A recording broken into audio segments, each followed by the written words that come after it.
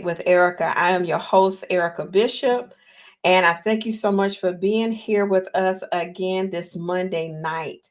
So, as we continue to go forward, we will start with part two of where we started last week in Gratitude Chronicles.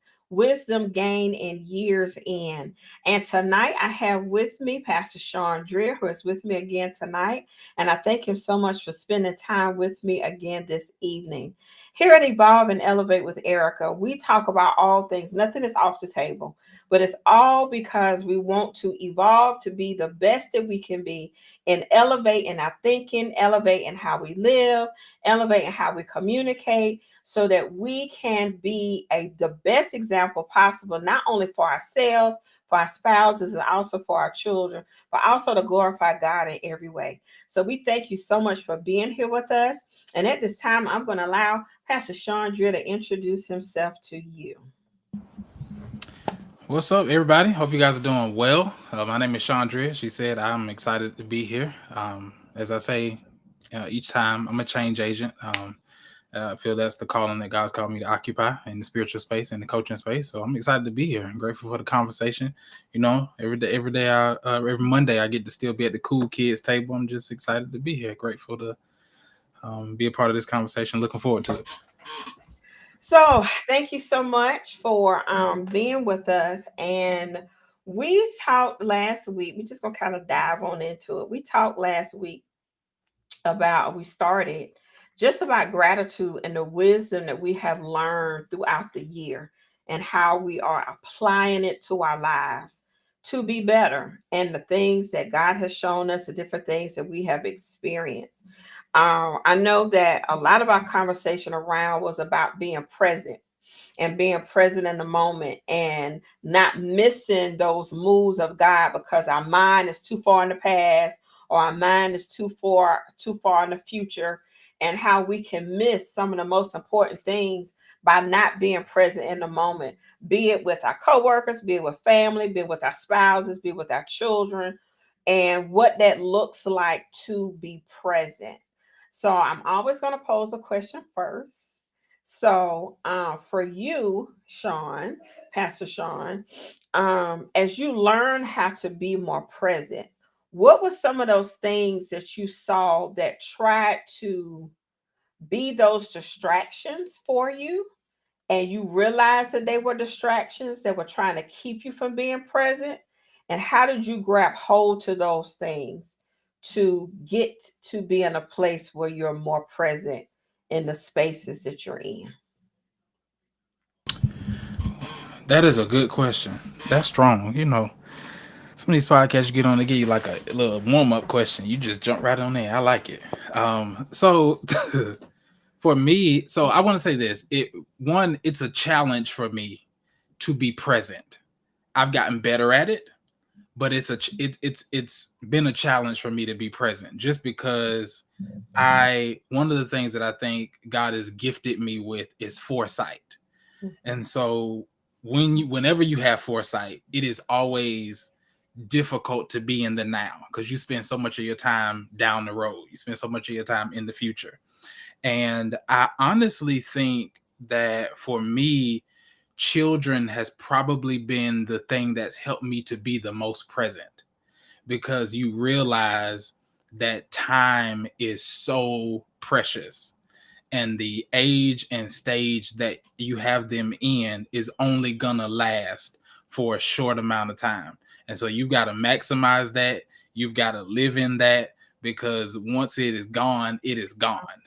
And so that's the thing that's helped me the most. And so one of the things that I try to do my best at is even in terms of like work. So because a lot of my work is this device and those kinds of things, is even when they're talking to me, I try to be more intentional about not engaging with my phone. Mhm. So I can listen to the stories and who said what to who at school and who did what and those kinds of things. And for me, it's been better putting this down and Mhm. being more of an active listener.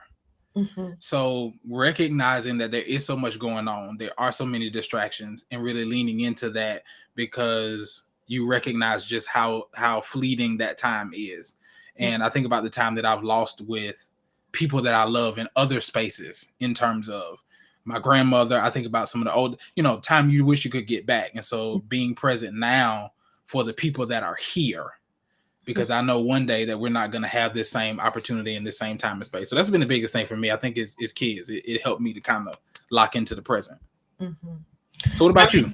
it's that's so powerful. One of the first thing that comes to mind for me, that was a time in my life where I was battling with depression. And those are literal gaps in time that I don't remember because I was so consumed by what was happening and dealing with that spirit.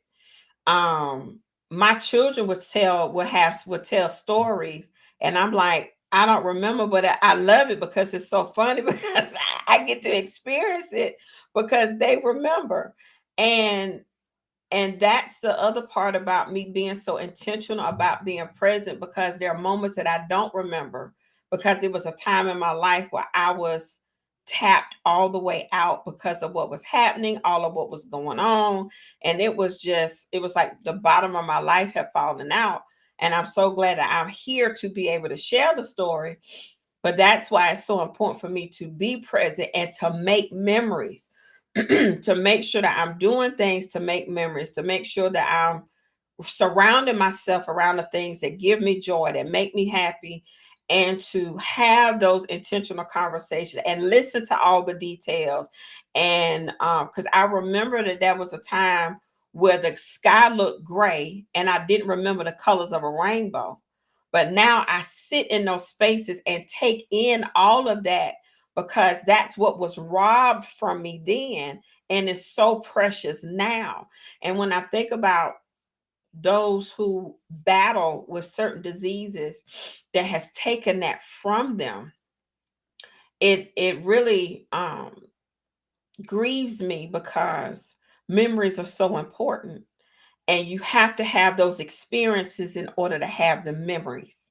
So even though I got some pictures just yesterday of my nephew, he is a spitting image of my brother. Like he just plopped him right out, spitting image. And I remember when my brother was growing up as a little boy. And even though he's not here with us, I'm so excited when he comes to visit because I get to experience my little brother all over again because he has the same mannerisms, the same imagination, the same smart mouth. And he's just so adventurous. And I just love watching him grow up. And even my children, 24, well, my adults, 24 and 25, um, just to watch them as they evolve in their life and on their journey. And I'm so glad that they give me little snippets and I can kind of be on the journey with them. So I want to make sure I'm very present when they tell me what's going on and the latest, you know what? Oh, I'm sitting in and I'm waiting for it because I want to know I want to know it all. So it's very important, yeah, to be present. It is. It really is. So, as we kind of continue with that, one of the other things that I'm grateful for is I'm grateful for, and this is how I'm going to pose it, I'm grateful for the audacity to be authentic. And I say that because when you get to a place where you really can be who you are in its fullness, you get a completely different experience. So when there was a time when I dealt with imposter syndrome or uh, didn't feel like I could really be myself in the space or the whole code switching thing, um, now to really say I can show up and be fully me, I get the full experience of those that I talk to, um, those that I have conversation with, those that I engage. Uh, I don't have to go back and massage and experience with all these other extra thoughts of what I could have done or what I could have done different. I get to just enjoy the experience for what it is in its fullness and walk away with the memory of that as well. And that's so important to have finally getting to a place where I'm truly 100% me and I get to make those memories. And even when I go on, when I even take myself on a date, I'm a great date. I take myself on a date. I took myself out last week. I'm gonna do it again tomorrow. So it's just I spend those times encouraging myself and just really valuing all those different parts. I like it. That's so good. So I got a question. So you brought this up, and I don't hear many people talk about it. And just because of your, I know you're deep in the emotional space and Mhm, helping people transform. So in this journey toward authenticity, mhm, we talk a lot about like self awareness. mhm. I don't hear people talk enough about self acceptance Oh yeah. because it's one thing to be aware. So when Mm, you go on this journey to, I want to discover me, all of those things, they almost buzzwords now. I want to, I want to discover me. I want to find out who I am. And sometimes that can be a painful process oh, it is. because there are things about us that at times we find ourselves idolizing that aren't true or Mhm, aren't real. mhm, And the journey to authenticity forces us to tear down some of that idolatry that we've had. It mhm, forces us to really contend with our true selves. So maybe I am judgmental. Maybe I am elitist. Maybe I am certain things. And so what was that journey like for you in terms of being able to get to the point where you were able to show up as your authentic self? So what was it like going from self-awareness to self-acceptance? you know, God will strip you all the way down, right? So I had to go through the experience of being stripped of all the stuff that I wasn't, all the labels that I was wearing, that I was not, was the first thing that I had to do. I had to strip off all these other things that not only what I was being viewed as, but also how I saw myself. And I had to go through that process on how to love me first. And I say that because anytime I find myself trying to grab love from other people, I think it was Beth Moore. It was some time ago. She did a conference with women and it blessed me so much and this stayed with me. She said, when you don't love yourself and you seeking love from others, she said, you're like a beggar with your cup out, begging for love. And they're not going to do nothing but just like anybody else give you that little bit of change that's left over in their pocket. Right.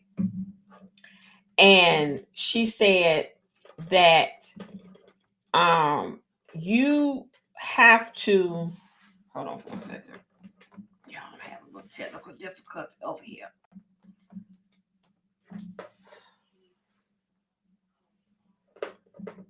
Okay, there we go. So she said you like a beggar begging for change.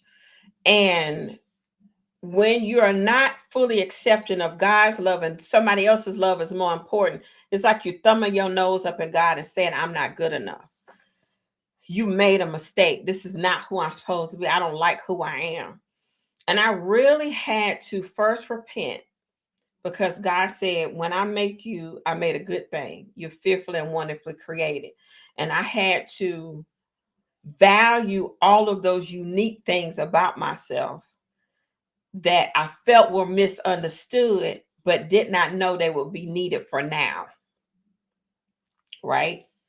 And I went through that process of spending time in the mirror talking to me, spending time in the mirror saying, I love you, spending time in the mirror telling myself who I was and not trying to talk about the things that I felt like I needed to be, but to truly accept this is who you are and really go on that journey of discovery. Well, who am I really? Because I had worn so many labels for so long, I really didn't know who I was. Because when you're in that people pleasing mode, You become everything to everybody else, but you are nothing to yourself. So it was really this whole space of self discovery of this is who I really am and this is what I like. And one of the most beautiful things that, as I was going through that journey, when I bought my first house, and the Lord stopped me, take a moment and look around. Everything that you have decorated in your home is a representation of who you are. It's an extension of who you are. See all the beautiful things that you have created and put together around you. You created this space. This is an extension of who you are. So I could visually see on the outside who I was on the inside.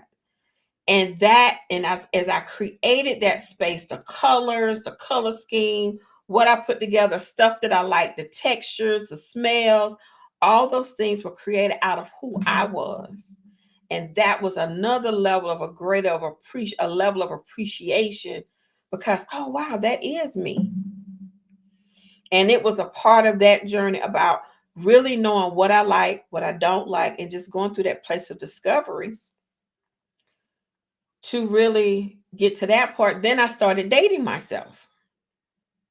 I took myself on a date. I remember the first time I took myself to the movies.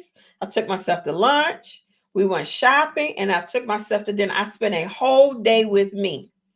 And when I got home at the end of the day, I looked at them and I said, girl, we had a good time. We had a ball. We got to do this again. So I take myself on a date at least once a month. I love it. That's good. That is so good. But that's the thing. I think sometimes people, we don't give people enough insight into how to take what you see and accept it. Mm-hmm. Because in this culture of, oh, you got to change, you got to change, you got to change. And you know, I'm a change guy. I'm a change guy.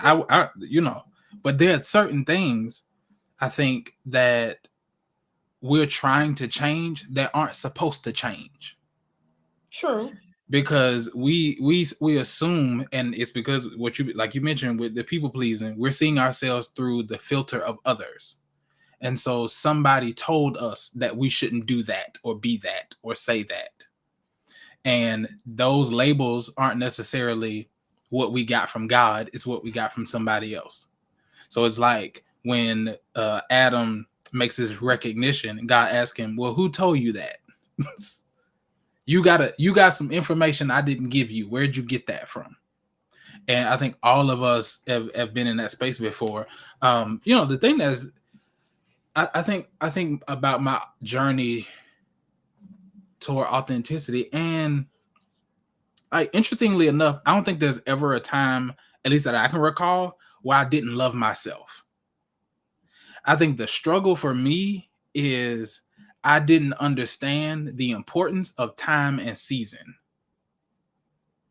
So as I think back to my younger self, if I could have told him anything, I would tell him just give it time.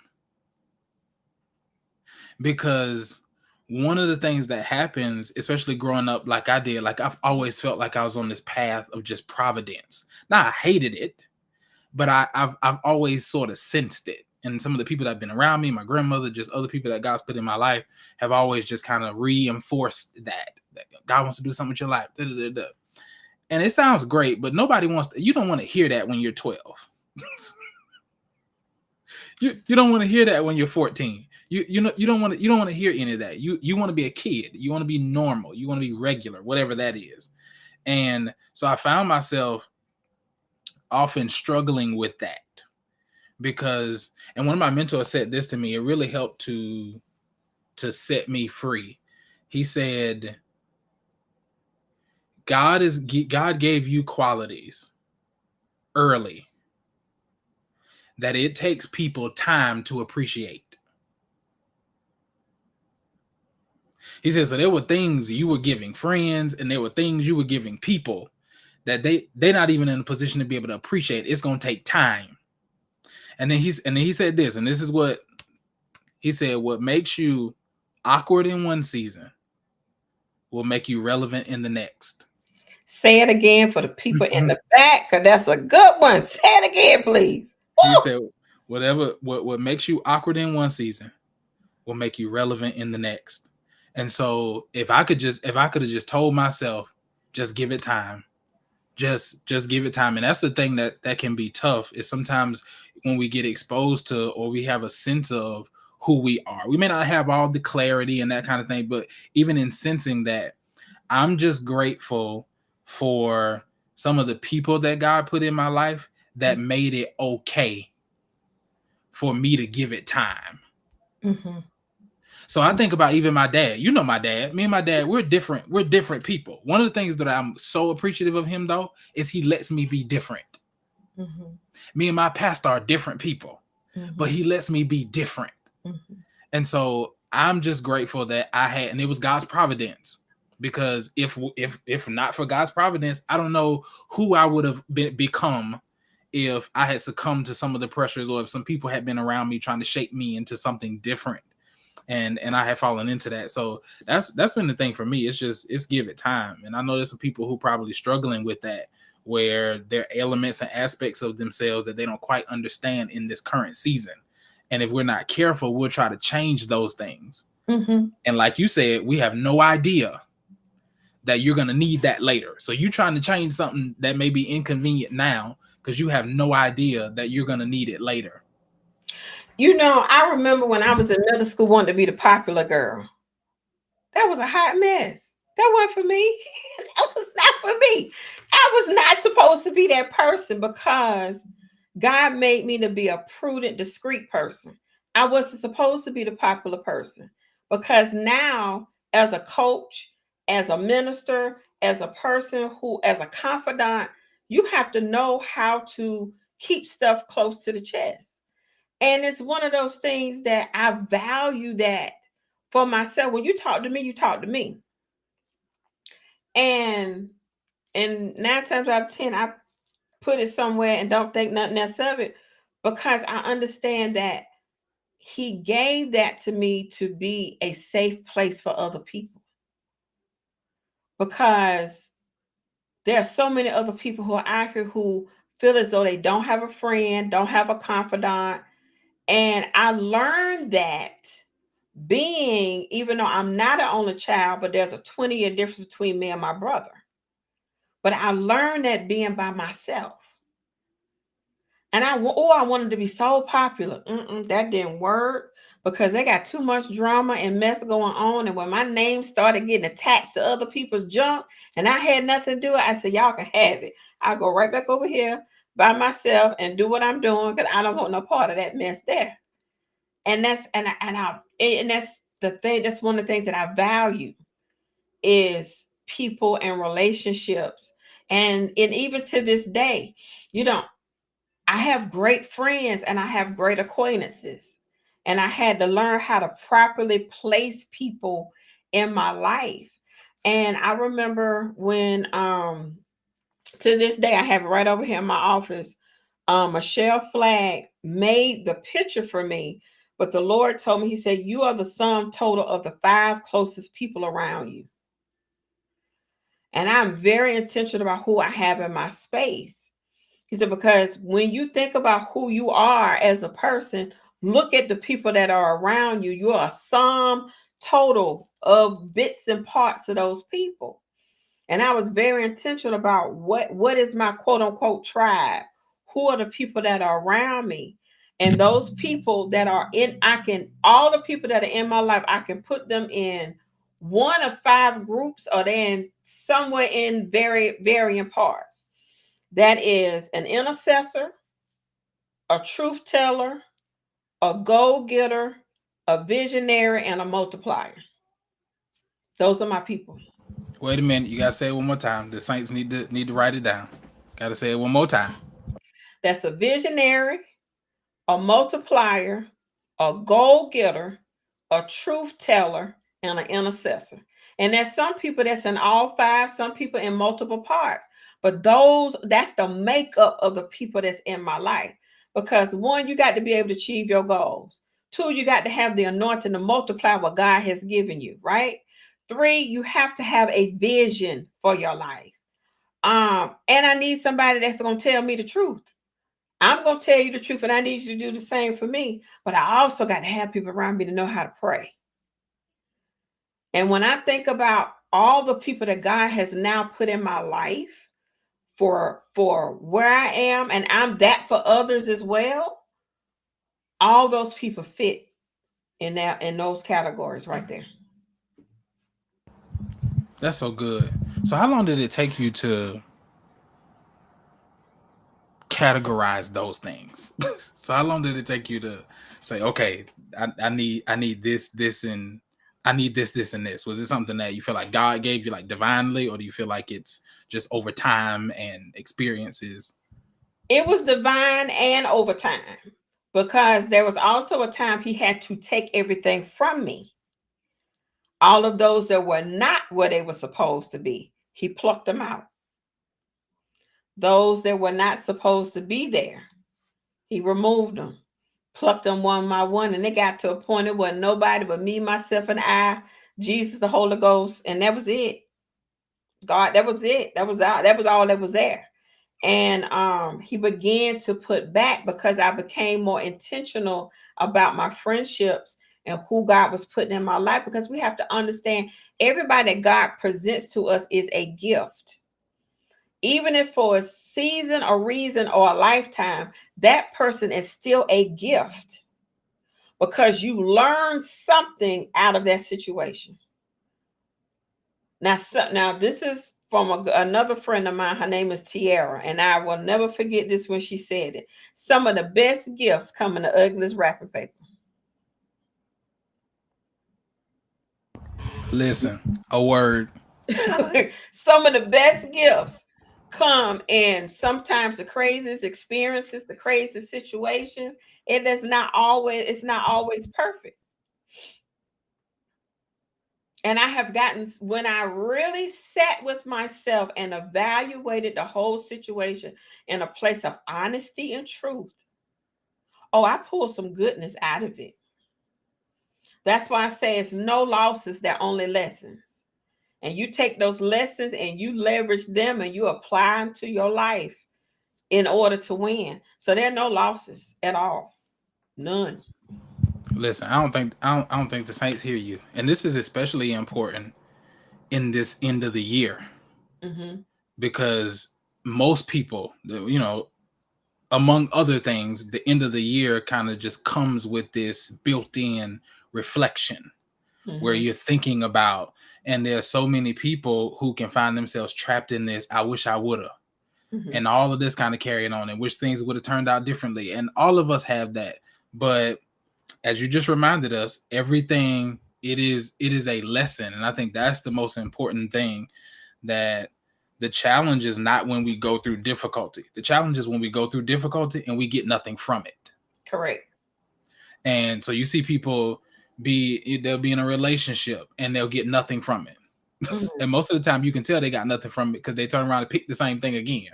Ugh, repeats. No, we don't like that. Or you get out of a friendship, or you get out, and you Mm-hmm. can see that people miss the lesson. They Mm-hmm. miss because one of the things that I believe about God is that He only allows what He can use. And so there are times where and this is especially in the spiritual space, sometimes we can make people think that you can pray away the seasons of loss. There are times, I don't care how saved you are, I don't care how discerning you are, I don't care. There are times stuff just happens that you didn't see coming. Stuff happens you couldn't predict. Stuff happens that you did everything you could have done to see it. You did everything you could have done, and sometimes God just divinely allows things to happen. But by virtue of Him allowing it to happen, is in and of itself an encouragement to us that He's going to use this in some way, shape, or form. So when we miss the lesson because we're so focused on the loss, we inevitably find ourselves repeating the same cycle over and over again. So Mm-hmm. that's the thing, because we say stuff like, we cliche, oh, and we know that all things work together for good. Well, the only way it's going to work together for good is He has to allow it. Correct. He has to allow it. So there are things that are coming in our life, things that are coming in our way, and some of this stuff he's not allowing. And then there are things that he does allow. And sometimes we could be so like, God, why am I going through it? Why am I going through this? And it's like, you're only going through this because he allowed it. And if he allowed it, it's because he's getting ready to do something with it. And it's not until you get on the other end of that that you're able to see. So have you had that experience this year? Like where there was something that happened and you were like, all right, now what's going on? And then because sometimes the answer it kind of turns around relatively quickly, but by the time you get to another season, you're like, oh, that's why that happened. I can see how God used that. Not yet this year. And we almost at the end. Anything can happen in the next 10, 15 some odd days, not yet. And I think it's because of the season that I'm in. Um, some years past, yes, there are some things that truly pretty much almost knocked the wind out of me. But that was the most valuable time of my life, because if I had seen that coming, I would have said, nope, not doing it. Take me out the game. I don't want to go through that. Um, but that season built me for now. And I'm so glad he did not show me the preview prior to, because I would have punked out. I would have been like, there's no way I'm going to go through all this. You can have it. But now when I look back on it, that time frame, and it was a season, it felt like it was a long season too. When they say, weeping may endure for a night, but joy, I didn't. It was like, Lord, when is the morning gonna come? So you was having back-to-back I felt nights. like I was having back-to-back nights. It was like, when is the joy gonna come? It was one of those things where my faith was authenticated, my worship shifted, my prayer life increased, my hearing to God. It was one of those things where the best way I can put it is when I was having Eric, my first child, and you're at the place where the baby's crowning, and it's like there is no going back. You have to go through the process. And I remember my doctor said to me, bear down. He said, bear down. You have to push this baby out. Bear down. There's no other way you can go, but you have to do this. And that was in that season where I had to really bear down in God and get everything I needed to get through the process and the situation in order to make it to even be sitting here today, because it was literally trying its best to take me out. And there are times in your life when those seasons come that you don't know they're coming, and you feel like you've been hit by Mike Tyson or Muhammad Ali all at the same time. You have to bear down, be flat foot, 10 toes down, and just go all the way in and lean all the way into God and say, Lord, if you don't bring me through this, there is no coming out. And that's what that was. And it's about, when you go through a place like that, you want to make sure you stay in a place to hear God. So when some of the warnings do come, you're ready. That's so good. That doctor must have had the Holy Ghost. Did. Bear down the word. Now that's a word. That's a whole word. Yeah. And I think it's important for people to hear that and for people to understand that, because there are times, and I think, a lot of stuff bothers me as a spiritual leader, but this especially bothers me. I think we don't do a great job of telling people that. So, because sometimes when you step back and we listen to some of the mainstream teaching and preaching, it sounds almost as if you can exempt certain seasons of suffering and struggle. If you pray enough, if you give enough, if you serve enough, if you do all this other stuff, when sometimes we literally just got to tell, no, you got to go through this. Like you can't, there's nothing you can do to get out of this. And so I love the example you gave when you're at that point where this baby is there is no turning around. There is no like that. Like no, there's only one gear right now, and that's push. That there is no, and so I think that is the thing sometimes that can be tough for people to embrace, is that they're in these seasons of difficulty, Mhm. and when you're in the season of difficulty, you just got to go through it. Mhm. Like Jesus models this for us Mhm. when because he said before, all predicting his death, telling the disciples he's getting ready to go whole nine, telling them you destroy this temple, I'm gonna raise it up in 3 days, whole nine. And he's on the cross and feels like God abandoned him. Mhm. Says, my God, why have you forsaken me? That's Mhm. strong. That's strong language. And Mhm. there are many of us that feel like we in those seasons. But the one thing that Jesus didn't do, he didn't come down. Mm-mm. So it's like, what do you do when God leaves you hanging? You hang in there. Mhm. You sure do. that's, You that's stay right there. And it's challenging when you're in that place where you have to walk a part of your journey by yourself. It's hard because there are times where God said, "Nope, you can't call them. Nope, you can't talk about this to anybody. Nope, we're not going to do that." Because I remember that you want to pick up that phone and say, "Oh, even your prayer partner." I have a prayer partner. I know we've been prayer partners now for going on 15 years. She has seen me through my ups and downs, the bad, the ugly, the whole nine. But there were times, even through that, it was like, don't you dare pick up that phone because this has to be me and you. This is how we've got to walk that thing out. Because even with Jesus, before he went to the cross, as you saw in that process, he started with 12, then he went to 3, then he went to go pray by himself. And there are elements in life where your prayer partners, even the Holy Ghost filled prayer partners can't go with you. It's only you and God that can go in those spaces.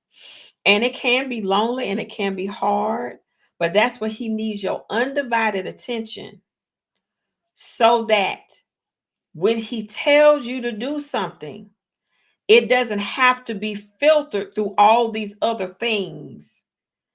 What someone has to say, what someone has to think. When there anytime God speaks, but specifically when he's giving you instructions, he wants to know, can you carry out the instruction without you having to consider other parties in order to be obedient? It's that part.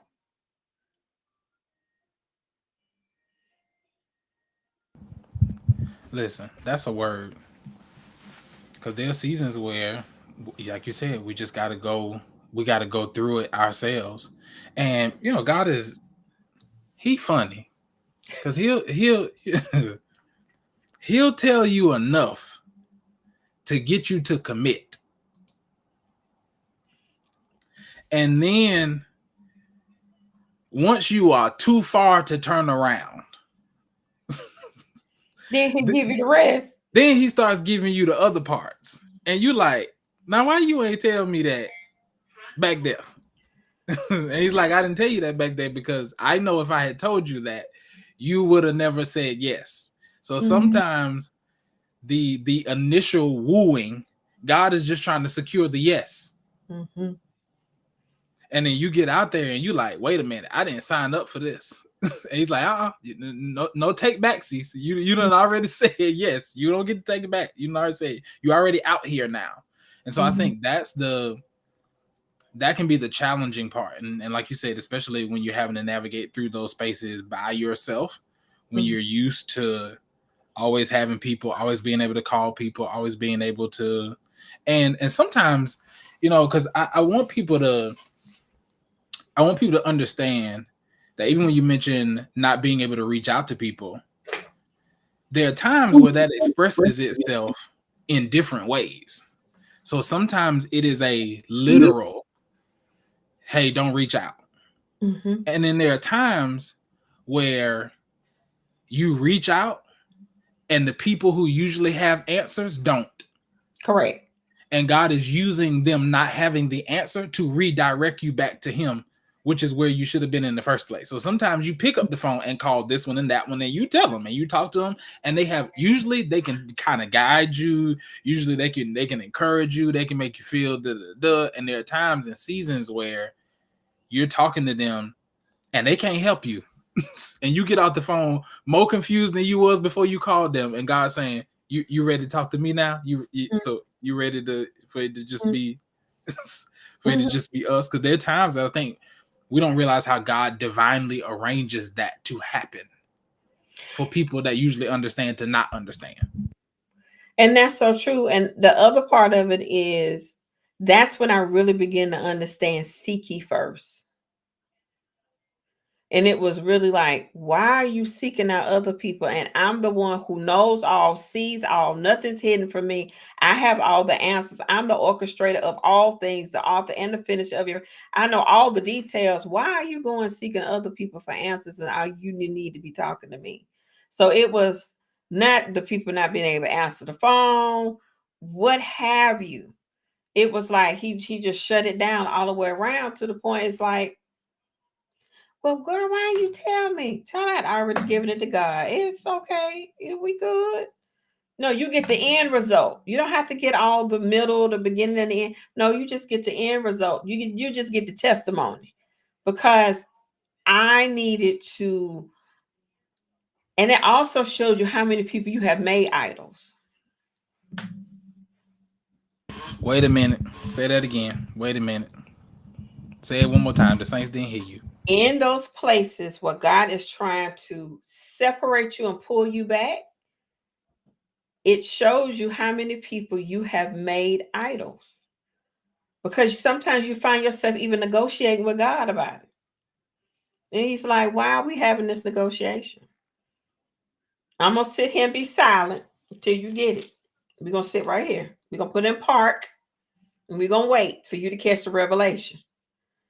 And it's like you realize how many things that we so quickly make idols in our lives, and we dismiss God in some of the small things so quickly. And he's like, I'm here. So I'm the one that's got you. Listen, when you said that, it made me think about. I think one of the things it's been an idol for me, and I know I'm probably not by myself, but sometimes we can idolize certainty. Oh, open that up. So, and because there are times where we don't leave room for.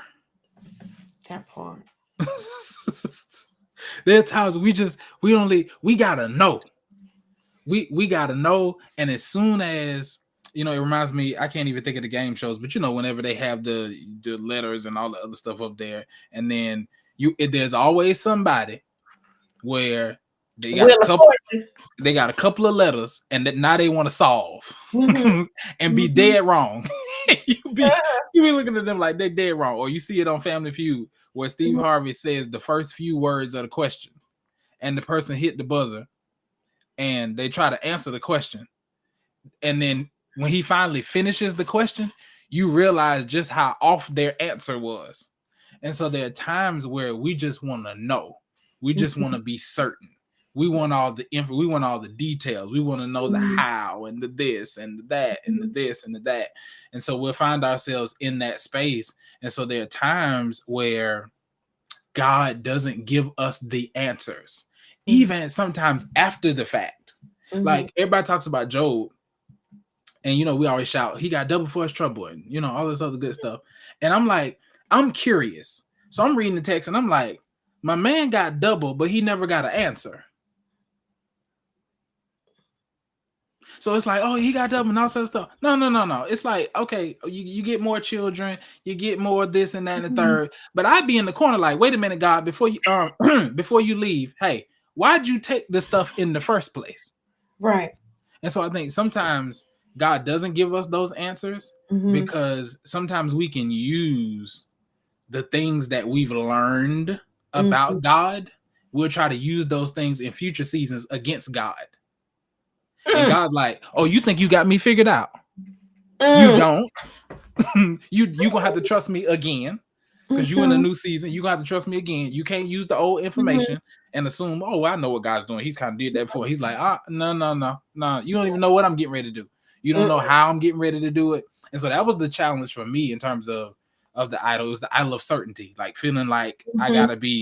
I gotta be certain. And so one of the things that helped to free me, and I love to hear your thoughts on this. One of the things that helped to free me though is I had to realize that for me, because I think there's a flip side to that, and there's idolatry on one end, but there's also there's some people who are they end up settling for inaction, so they just stuck. And so I realized that all certainty is not created equal, and that what one person needs to be certain, another person may not necessarily need to be certain. So I had to figure out to what degree did I need to be certain of when I'm trying to discern in order for me to move. Because people are like, oh, I want to be 100%. I want to be this, that, and the third. And I had to get to a point where I had to realize, okay, how much certainty do I need to have before I jump out there and do certain things? That's good. So I want to say this and I'm going to go to something else. One, you said something that I had to learn a long time ago. We have to give God room to move.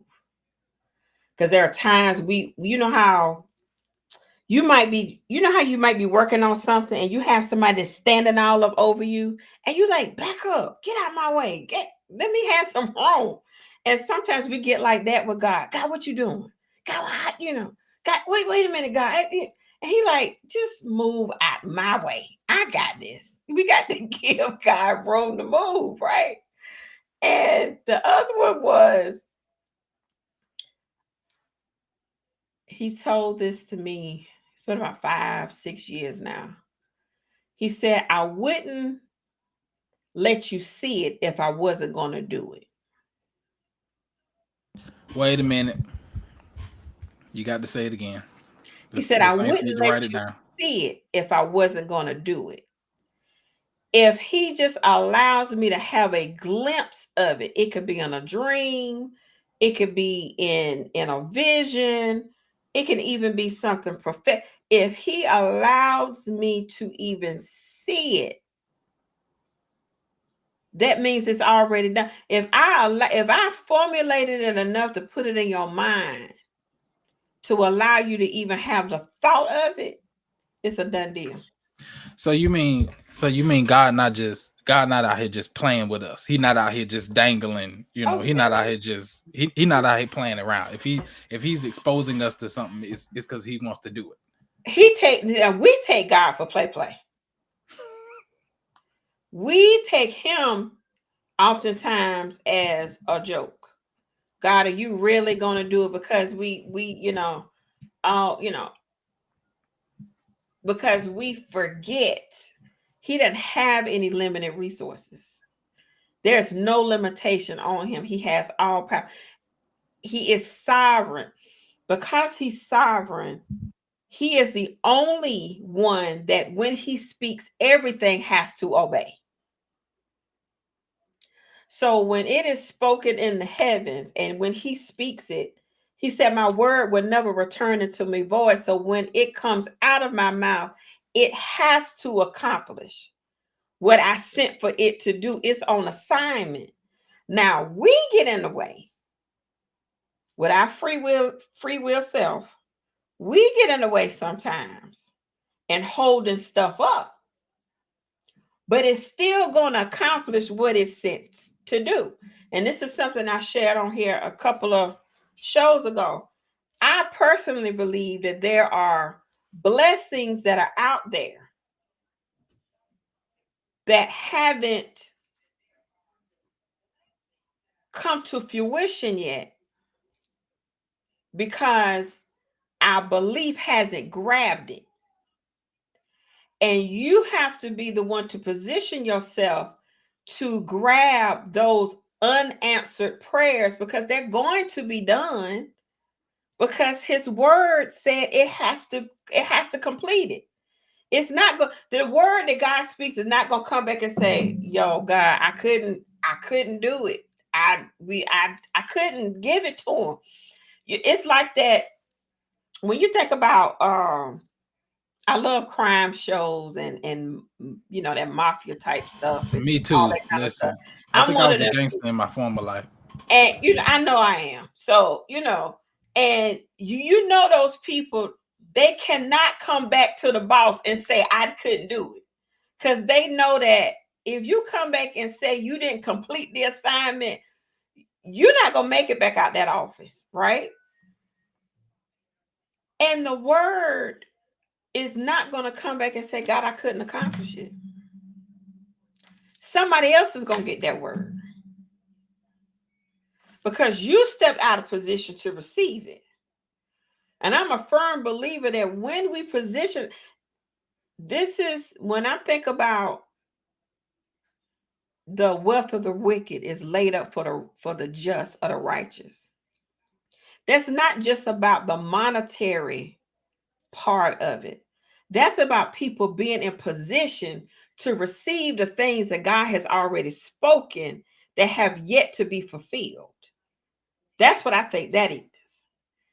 And we have to position ourselves spiritually to capture those things. And we see it all through history. You have those that have been in kingdoms, and you have those evil kings, and then you have that one righteous king that come and all the blessings flood through. I believe that we have to be those people that get ourselves positioned so that we can be a conduit of all the things that God has already spoken. Listen, that's so good. And you said something, and I don't want the people to miss it, because I think sometimes this is why people are confused. So we hear things like that, like his word is not going to return void. And there are people who at times will say, I haven't seen it, this, that, and the third. And you mentioned free will. Mm-hmm. And I think people don't understand it is not enough for God to want it for you. Mm-hmm. Sometimes we teach in a way where it's like, oh, if God wanted it for you, you're going to get it. And that's not going to happen. Like, God wanted Adam and Eve to live forever. They didn't. Not because God didn't want them to, but they made the decision to opt out. God Mm-hmm. wanted Moses to go into the promised land. He Oh didn't yeah. go. Mm-mm. Not because God didn't want him to go, but because he made a decision to opt out of God's plan. So people in their free will, they can opt out of God's plan. So there's this preferred future, this life that God wants to give us. But those of us who've been walking with God for a minute, we also know that God's a gentleman. So if you decide you want to settle somewhere, he'll let you. If you decide you want to live there, he will let you. And then there's another thing I want to engage now. And this is probably going to be a little spicy, but it's the truth. So I think sometimes, even when the blessings of God do come, Mm-hmm. and they don't do what we thought they should have done, or it doesn't feel like we thought it should feel, Mm-hmm. most of the time it's because of the things that we did in between the season of announcement and the season of fulfillment. So now when it comes, we want to blame God as if he didn't do what he said. And God's like, I did what I said, but you're not able to enjoy what I said because you did some stuff I told you not to do in the interim. So you think about the story of Sarah. Mm-hmm. She told you that Isaac was coming. Isaac gets here, Mm-hmm. and now there's friction. Not because God didn't do what he said, it's because you did something extra that he told you not to do, and now you got Ishmael over here, and Ishmael and Isaac don't get along when they were never supposed to get along because it was only supposed to be one of them. Now remember, she took God for a joke because she laughed, and that's exactly what that's what we do. We be like, "Oh God, you so funny." He's like, "Okay, I'm gonna show you." Yeah, Mm-hmm. so you got people that are creating challenges and problems and issues. And so what happens, and you see this sometimes in relationships, people will be, and I've seen it, I've seen it over the course of time, where people will be in a relationship and then you get introduced to somebody, and God's like, see, if you had waited. And so now people in these quandaries, they don't know what to do. I done seen it so many times happen to people. I've seen it happen to people so many times where God brings the thing they were supposed to have, and now they can't receive it because they got something He didn't give them, and now Oh, they trying to figure out how I'm gonna get rid of this to get the thing that I'm supposed to have. And it can be a job, it could be an opportunity, a door. Sometimes God's like, just wait. I know what I'm doing. Just wait. And we go walk through this door over here, and now we like, well, God, I don't know how I'm gonna resign from this job. He like, you ain't had no business taking that job because I told your tail to wait. So now you stuck and you don't know what to do. which goes back to that place of self awareness and understanding that we cannot be all up in our feelings. You know, I can remember the times I prayed prayers so out of emotion, and the Holy Spirit left the room like, I'm not participating in this buffoonery. Like, I'm not doing this with you. And your prayers is just bouncing off the walls, and you could be so good, you could be right in the middle of a prayer and you know heaven's door has opened, and then you fall into your emotions real quick, and you get to praying something out of your emotions, and then just like heaven shut right on up and said, nope, you're not gonna take that one, because that's not what we're going to do. That is not in alignment. um and we've made decisions, and one of them that I love so much is Moses. And because for the longest time, I was like, Lord, that was so wrong. Like, why couldn't Moses go into the promised land? Like, they asked for the water. Why couldn't he go? And he was like, well, you have to understand that as I began to study it and really get into it, there are times God will promote you and not tell you, because Moses went from striking the rock to speaking to the rock. His power had shifted. All between the time he struck the rock and got to the part where he needed to speak to the rock, God had elevated him, and you could see Moses's walk because of how he was praying, the tabernacle of meeting, and all the different things that were happening. And God said, you know what? I'm going to bring you up a little bit higher. We've been meeting together. We're in alignment. We good. And he allowed people to trigger him. See, this is why you got to know, really know yourself. He allowed people to trigger him, to keep him at the promise. And God clearly told him, I need you to speak to the rock. The same rod that you didn't think that you could use to part the sea. Now I'm moving you from using things to now using your voice. And there have times that we have been in a spiritual place with God, and we got triggered, and we use our own words to talk us out of the very thing God was preparing for us, because we allowed something to come in and we spoke erroneously.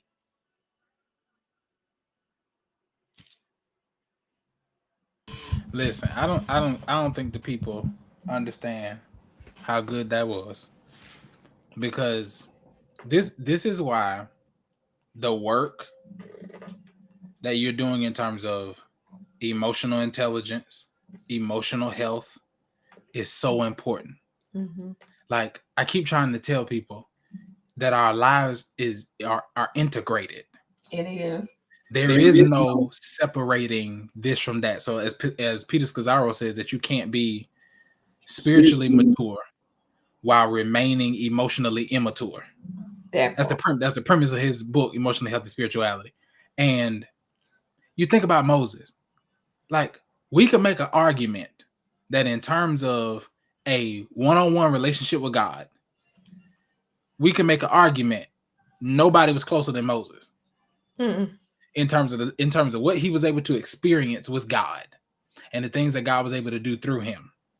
Mm-hmm.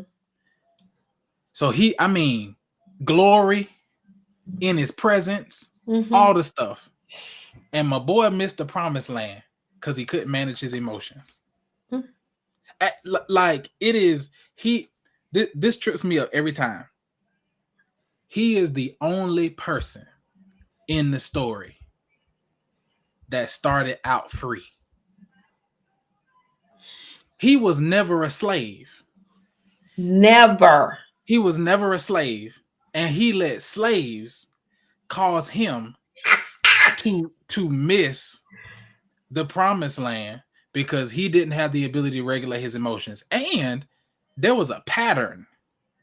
So a lot of people think it was just like one out. No, there was like Moses had an anger problem. Like Yes. he had an anger problem. It was a pattern. And there were instances where he does something wild. Because you remember before he gets called by God, he done killed the Egyptian. Which Mm-hmm. is how he ends up running. He ends up, in Midian. Then he ends up getting called by God to go and rest. And then we see the instance where he breaks the tablet. So Moses got anger issues. Moses had emotional problems, Emotional. and this people pleasing thing that he had Mm-hmm. because he didn't know how and when to cut ties with people. And Moses was trying to save people that God couldn't help. Because God got to the point where he's like, I'm done with these people, which is why they ended up in the wilderness so long. It wasn't just felt like it was disobedience. Yeah, it was disobedience, but it was also letting a generation die off. He's like, Yes, I'm done with them. because we Moses know the trip was only supposed to take 11 days, not 40 years. Moses over here praying God like, hey, I'm done with them. I can't help them, so you need to stop trying. And that's the thing. Moses ended up missing the whole thing based on his emotions. So is it safe to say, and we're going to pin it here, and we could pick up next week, is it safe to say that the reason why some of us have not gotten to our promises is because we still hanging on to some people that should have died off a long time ago? Oh, absolutely, absolutely, absolutely. Because we think we can help people, and sometimes you can't. It's like it's okay to move on. So even in the Christian space, we act like we can't. We're just supposed to be. No, like sometimes God done with people. He was done with that generation. Later on, he tells Samuel, "Why are you mourning for Saul? I've rejected him. Mm. Fill your horn with oil and go to Jesse's house." So I think that's, if you don't learn how to cut people off, it'll cost you.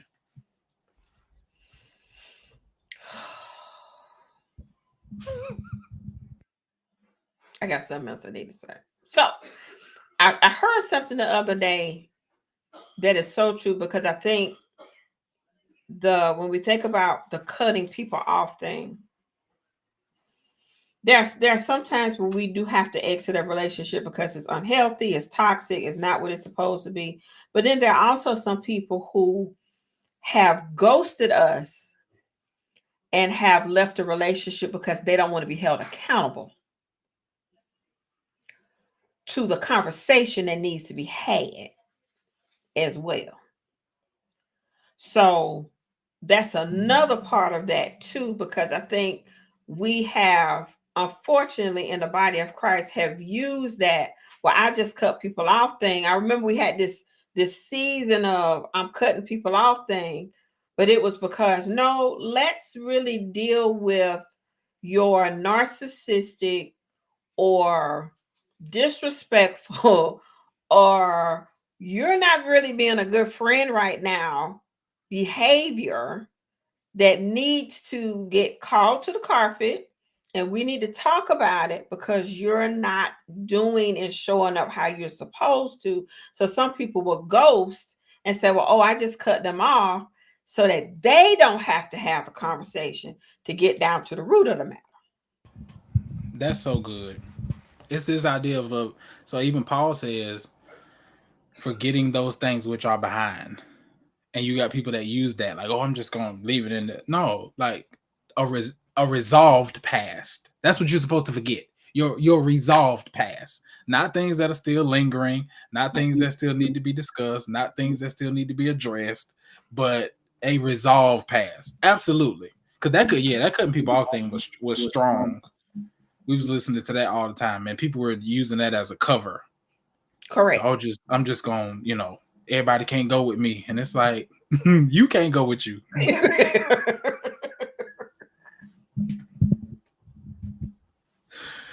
That's the real problem. Everybody can't go with me. You can't go with you. That's what God trying to get you to see. You can't go with you. You got to become a different version of yourself. Listen, this kind of stuff right here. This carrying on here.